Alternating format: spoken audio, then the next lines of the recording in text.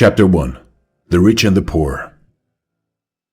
Once upon a time, there was a boy whose family was very wealthy. One day, the boy's father decided that his son should learn to appreciate how fortunate he was to grow up and live in such luxury. The two of them were going to take a trip to the country and stay at a poor farmer's house, so that the son could see how poor people lived. After a long but comfortable journey, they arrived at the poor man's farm, where they spent several days and nights. They ate with the farmer and his family, slept in his barn, and bathed in the nearby river. They spent their days wandering the fields and forests, and helped with the occasional farm work. They visited the neighboring farms and spoke to other farmers and their families. At night, they sat by the fire and exchanged stories, or lay on their beds of hay, looking up at the stars.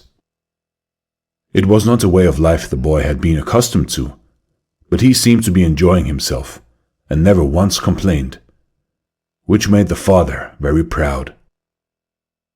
After a few days, father and son both thanked the farmer and his family for their hospitality and offered them a few departing gifts before bidding them farewell and embarking on their long journey back home. Upon their return, the father asked his son how he had liked the trip.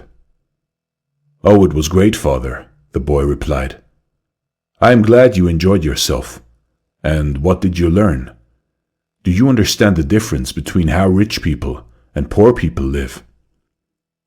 "Yes, I do," continued the boy. "Tell me more," the father urged. "Well," began the boy, "we only have one dog. The farmer and his family have 4. We have a swimming pool, but the farmer has a river that goes on for miles. We only have a small garden, while they have endless fields and forests.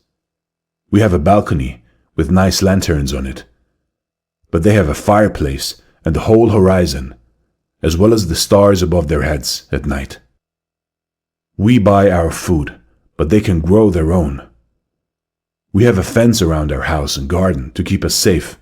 The farmer's property is too big to ever build a fence around it. And even if he wanted to, he doesn't need one. His friends and neighbors protect him."